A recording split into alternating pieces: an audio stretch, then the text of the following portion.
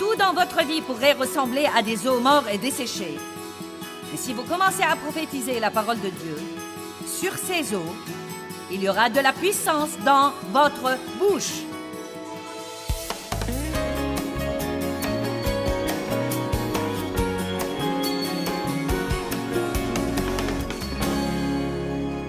Eh bien, vous devez vous débarrasser du mélange dans vos vies. Le livre de Jacques dit « Par la même bouche, nous bénissons Dieu et nous maudissons les hommes. » Eh bien, je veux que mes paroles soient puissantes quand je vous parle. Mes paroles doivent être fortement ointes. Si je m'attends à ce que vous vous asseyez là et que vous m'écoutiez, et même que vous reveniez plusieurs fois, et que vous regardiez l'émission de télé jour après jour, mes paroles doivent être ointes.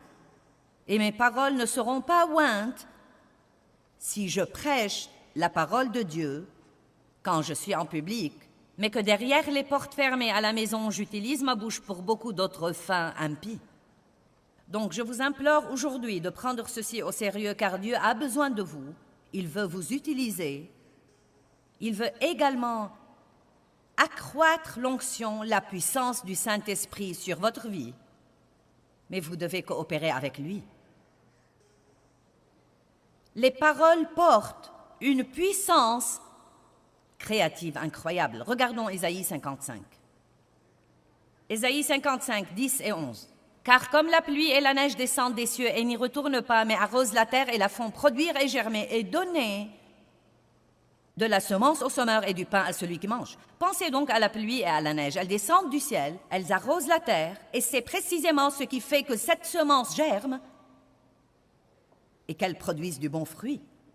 Il dit, « Ainsi sera ma parole qui sort de ma bouche. Elle ne reviendra pas à moi sans résultat, sans produire d'effet et sans être utile, mais fera ce qui est mon plaisir et ma volonté et accomplira ce pourquoi je l'ai envoyée. » Donc cela me dit que quand je prononce la parole de Dieu de ma bouche, non pas mes paroles, mais la parole de Dieu de ma bouche, elle arrose la graine que j'ai plantée par les différentes activités dans ma vie et elle la fait pousser. Par exemple, si vous allez payer la dîme et donner avec diligence, faites attention à la façon dont vous parlez de vos finances. Si vous avez planté une graine dans la terre du royaume de Dieu, alors ne la tuez pas en disant des choses négatives sur votre futur financier. Je ne m'acquitterai jamais de mes dettes, je n'ai jamais assez d'argent, je ne peux rien me permettre. Non, dites, je paye la dîme et je donne, et Dieu s'occupe de mes besoins. Je suis la tête et non la queue, en haut et jamais en bas. Je prête à beaucoup de nations et je ne m'emprunte jamais.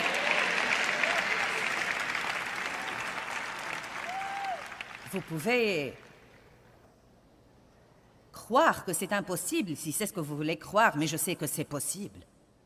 J'ai ici une liste de confessions que j'ai faites en 1977 avant d'avoir jamais entendu quelqu'un prêcher ceci. J'étais une personne très négative et Dieu m'a dit d'arrêter d'être négative. Et 6 mois plus tard, j'ai dit, j'ai arrêté d'être négative, mais rien n'a changé. Et il m'a dit, tu n'as pas encore commencé à dire des choses positives. Il ne suffit pas de se taire, vous devez dire ce qu'il faut. Amen. Donc, personne ne m'a jamais enseigné ceci. Je n'ai jamais lu un livre là-dessus et Dieu m'a fait faire une liste de confessions. J'appuyais tout ce que j'allais dire sur des versets de la Bible et je commençais à le confesser à haute voix 2 fois par jour. Une des choses que j'ai commencé à dire à l'époque était « Je suis la tête et non la queue, en haut et jamais en bas. Je prête à beaucoup de nations et je ne m'emprunte jamais. » C'est dans Deutéronome 28. Et chose étonnante, chose étonnante, chose étonnante, chose étonnante, Dieu nous a donné ce ministère mondial où nous prêchons aux 2 tiers du monde par la télé, avec des travaux sociaux dans le monde entier, des bureaux dans 18 pays différents, sans jamais avoir payé un seul sou d'intérêt. Tout ce que nous avons acheté, nous l'avons en fait payé au comptant.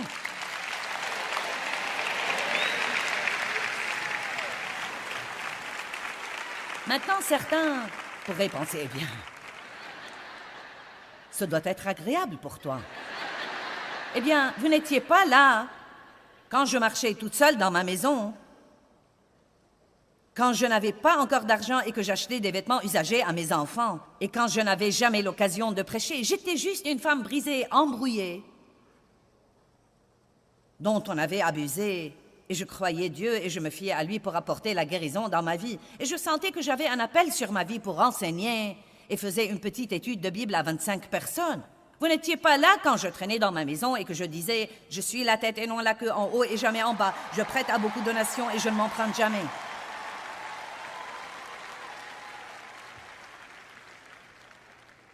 Je ne peux même pas imaginer l'argent que nous avons investi dans le travail du royaume par Dieu qui nous a donné la sagesse d'épargner et d'opérer de cette façon. Je ne dis pas que c'est faux de le faire d'une autre façon. Je vous dis que je crois que c'est le fruit de toutes ces années de confesser ce verset. Parmi les choses que j'avais sur ma liste de confession quand mes enfants étaient petits, non mais c'était quand j'ai commencé à confesser ces choses, aucune d'elles n'était vraie. Aucune d'elles. Et je me sentais idiote. Tout le monde m'aime et j'aime tout le monde. Les gens ne me supportaient pas et je ne les aimais pas non plus.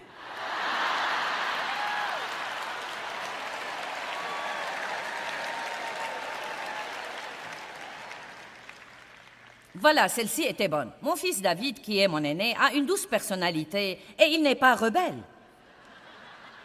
Je me suis réjouie quand ce garçon a quitté la maison à 18 ans. Eh bien, maintenant, c'est lui qui est en Afrique en ce moment pour établir nos travaux sociaux de proximité. Il dirige le programme mondial des missions. Vous devez faire attention à ce que vous dites à propos de vos enfants. « Oh, tu n'arriveras jamais à rien, tu ne sais rien faire comme il faut. Arrêtez ça, arrêtez ça, arrêtez ça, arrêtez ça. » Ne regardez jamais un de vos enfants pour lui dire « Tu es un mauvais garçon. » Dites plutôt « Ce que tu as fait était mauvais, mais tu es bon. » Tu es vraiment bon, tu es plein de bonnes choses. Dites à vos enfants, vous pouvez tout faire par Christ qui vous fortifie. Apprenez-leur qu'ils ne devraient pas se comparer aux autres, quoi qu'il arrive, qu'ils ne sont pas comme tout le monde et qu'ils ont des capacités de Dieu. Apprenez-leur des choses que vos parents ne savaient peut-être pas vous enseigner. Ma fille Laura était ici hier soir. Ma fille Laura opère dans la sainte sagesse et la discipline et elle est pleine d'énergie. Elle était la fille la plus paresseuse, la plus débraillée. Non, mais je me querellais tout le temps avec elle à cause du désordre qu'elle mettait un peu partout à la maison. Maintenant, elle aide à s'occuper de moi. Commencez à dire de bonnes choses à propos de vos enfants, même quand ceci ne s'est pas encore matérialisé. Vous pouvez appeler les choses qui n'existent pas comme si elles existaient. Nous servons un Dieu qui parle des choses qui n'existent pas comme si elles existaient. Arrêtez d'appeler tout ce qui est comme s'il allait toujours rester comme ça et probablement empirer. Ça ne va jamais changer, tu ne vas jamais changer, je n'aurai jamais d'argent. J'essaye de le faire, sœur. J'espère que vous puissiez voir ce que je vois dans mon esprit pour vous. Mais c'est quelque chose et vous devez faire systématiquement. Vous devez le faire encore et encore et encore et encore et encore. Dave et moi faisons toujours ça. Dave a un livre qui est toute une liste de confessions qu'il confesse tous les jours sur lui, sur notre famille, sur notre ministère, sur les partenaires de notre ministère. Nous confessons de bonnes choses sur vous pendant que nous vous apprenons à faire ça vous-même. Croyez-moi, celle-là est vraiment spéciale pour moi, car je voulais tellement que quelqu'un vienne me demander de prêcher quelque part. Et je faisais cette petite étude de Bible à 25 personnes. Et une de mes confessions était « Je reçois des engagements pour prêcher en personne, par téléphone et ou par courrier tous les jours. » Et maintenant, c'est une réalité.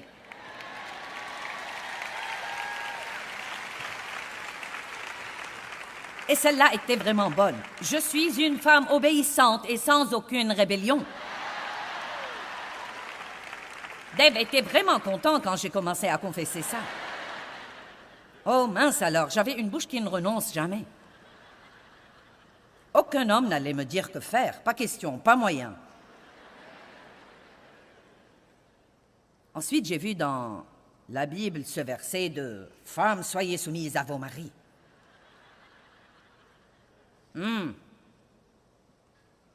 J'y suis finalement arrivée, mais ça a pris quelque temps.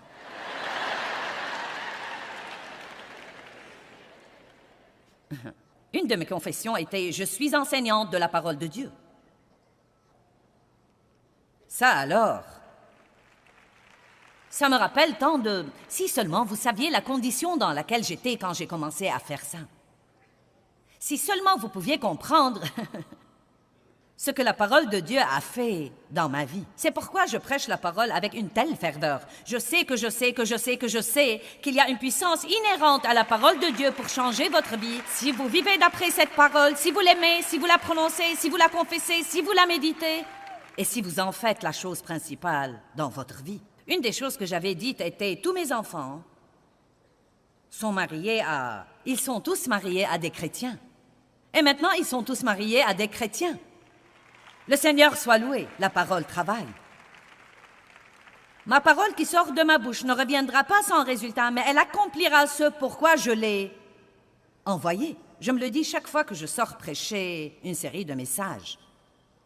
Je crois que la parole que je dis accomplira quelque chose dans vos vies.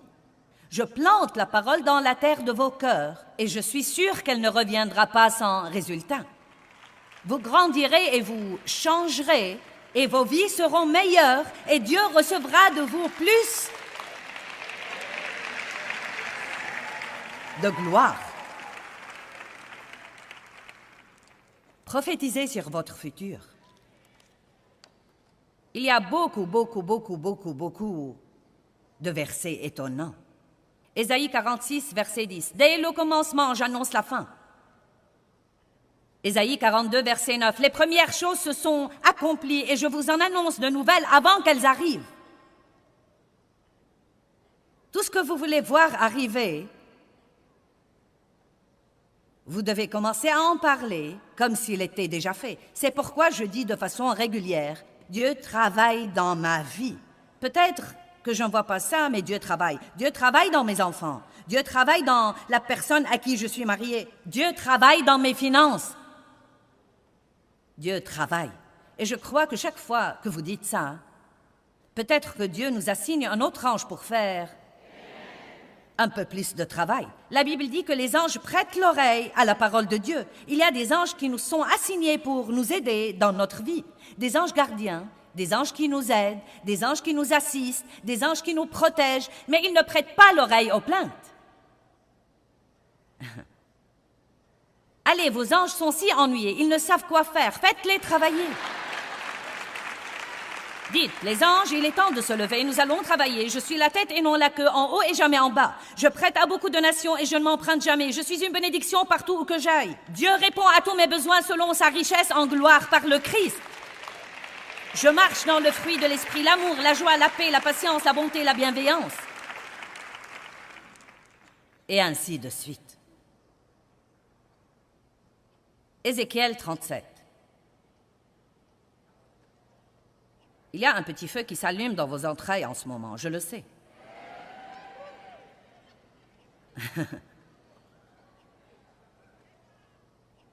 La première chose que vous devez faire, c'est de rentrer chez vous maintenant et de faire vos devoirs.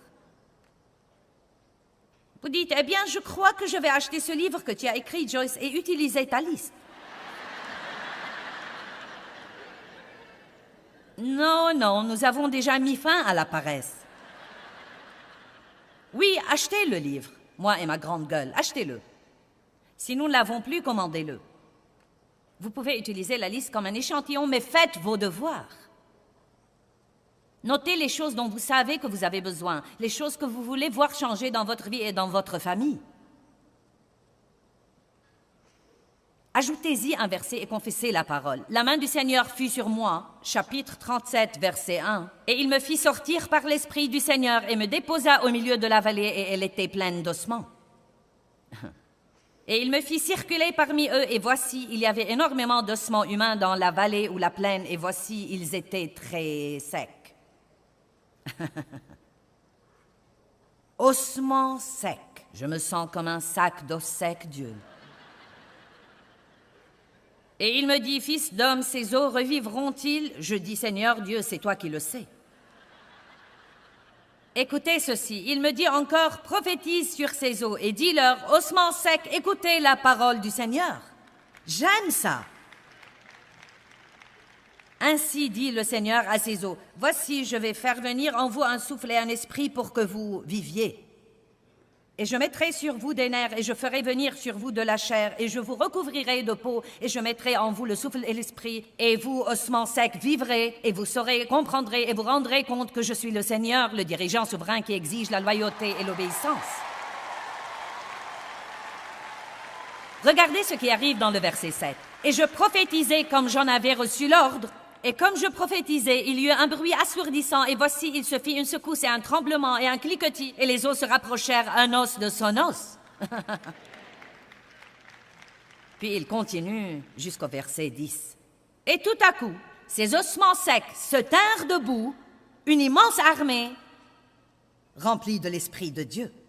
Peu importe le nombre d'ossements morts que vous avez dans votre vie, tout dans votre vie pourrait ressembler à des os morts et desséchés. Mais si vous commencez à prophétiser la parole de Dieu, sur ces eaux, il y aura de la puissance dans votre bouche. Amen. Donc, vous pouvez affecter votre futur de la façon dont vous parlez de vous-même.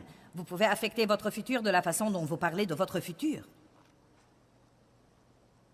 La façon dont vous parlez quand vous avez des ennuis, quand vous avez des épreuves et des problèmes, a beaucoup à voir avec votre futur. À l'approche du temps de la crucifixion du Messie, Jésus a dit à ses disciples, c'est rapporté dans Jean 14, « Le temps dont je vous ai parlé est proche. » Et il leur a dit, « Je ne parlerai plus guère avec vous. » Je crois que c'est intéressant. C'est Jean 14, verset 30. « Je ne parlerai plus guère avec vous. » Pourquoi dirait-il quelque chose comme ça? Ésaïe chapitre 53, il dit « Comme un agneau traîné à l'abattoir, il n'ouvre pas la bouche. » Qu'est-ce que cela veut dire? Je ne l'ai jamais compris jusqu'à ce que j'ai compris Ésaïe. Même Jésus, quand il était dans un temps de douleur intense, a choisi de ne pas ouvrir sa bouche. Vous savez pourquoi? Parce que beaucoup de fois quand nous souffrons, si jamais nous ouvrons la bouche, nous risquons de dire ce qu'il ne faut pas. Ne faites donc pas ce que vous faites normalement. Dès que vous avez un problème, vous courez au téléphone. Tu ne vas vraiment pas croire ça. C'est arrivé encore une fois. Tu sais quoi, chaque fois que je gagne un sou, le diable me le prend. J'en ai assez, j'en ai assez, j'en ai assez. Je déteste ma vie. Ma belle, que devrais-je faire à ton avis? Arrêtez de demander ce que vous devriez faire à quelqu'un qui ne sait pas ce qu'il devrait faire lui-même. Demandez conseil à Dieu. Eh bien, je vais fermer ma bouche et ne rien dire à moins de dire quelque chose de bien. Décidez d'être silencieux parfois. Amen. Et n'est-ce pas que quand nous avons des ennuis, nous voulons juste le raconter, en parler.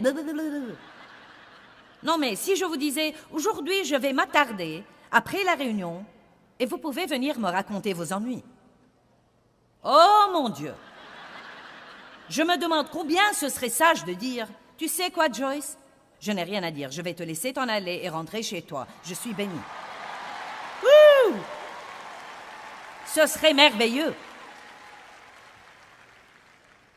Eh bien, une autre chose qui affecte votre futur, c'est de tenir parole. Si nous voulons être des gens de la parole, nous devons croire la parole, dire la parole, et nous devons tenir parole comme Dieu tient parole.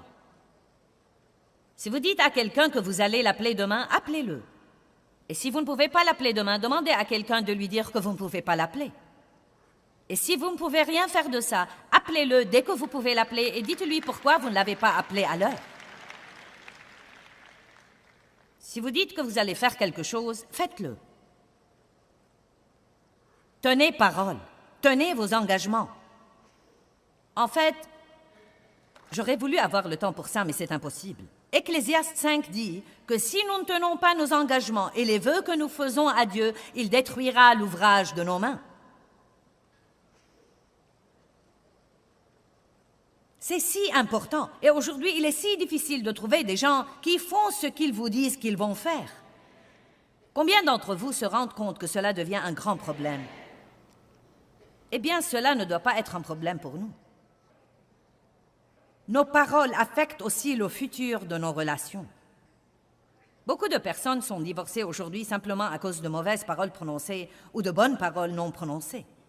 Écoutez-moi bien, si votre mariage traverse une période difficile maintenant, je crois que si vous rentrez à la maison et que parfois vous commencez à dire les choses qu'il faut, vous verrez la situation changer. Applaudissez plus fort que ça, je ne veux pas rester ici longtemps.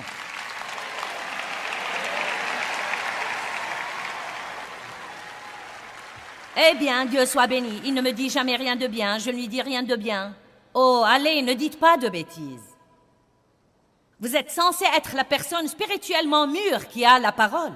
Devinez quoi? Celui qui est le plus spirituel fait ce qu'il faut le premier. Amen? Ravalez votre fierté. Commencez à trouver des choses positives à dire. Quand il n'y a que vous à la maison, marchez dans votre maison et dites « Je bénis cette maison au nom de Jésus-Christ ». Je donne un coup de pied aux démons des querelles. Nous n'allons plus avoir de conflits et de querelles et de disputes dans cette maison. C'est une maison de paix. Continuez à faire ça. Ne laissez pas le diable vous voler votre famille. Ne laissez pas le diable vous voler votre mariage. Ne le laissez pas vous voler vos enfants et la connaissance de qui vous êtes en Christ. Ne le laissez pas vous voler votre futur en jetant de mauvaises pensées dans votre cerveau pour que vous ouvriez votre bouche et les débitiez aux autres. Amen? Dites quelque chose exprès. Regardons 2 Timothée 2. 2 Timothée chapitre 2, verset 23.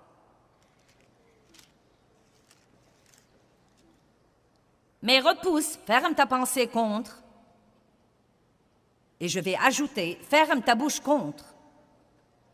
N'aie rien à faire avec les controverses vaines, mal informées, peu édifiantes, stupides sur des questions d'ignorants, car tu sais qu'elles font naître des conflits et engendrent des querelles. Ça me surprend de repenser aux choses à propos desquelles nous nous disputions, Dave et moi. Non, mais les trucs les plus stupides. Quel acteur est passé à la télé? Vous avez écouté mes histoires. Dave croyait que tout le monde était Henry Fonda et cela m'exaspérait. Ce n'est pas Henry Fonda. Certains ne savent pas qui est Henry Fonda, mais vous comprenez. Ou quand je lui donne des indications, dire à un homme quel chemin emprunter pour aller quelque part est complètement inutile. Non, mais c'est comme... Non, mais je disais... Eh bien, où vas-tu? Nous sommes censés aller à la quincaillerie. Je vais à la quincaillerie. Non, tu n'y vas pas. Comment tu t'attends à y arriver par là? Allez, mesdames, apprenez ça. J'ai finalement arrêté ça et je suis toujours mariée. Je suis mariée depuis 45 ans. Amen. Et vous savez quoi? Je ne peux même pas me rappeler la dernière fois où je me suis querellée avec Dave. Et si vous saviez d'où je suis venue, vous vous lèveriez et vous crierez « C'est un miracle !»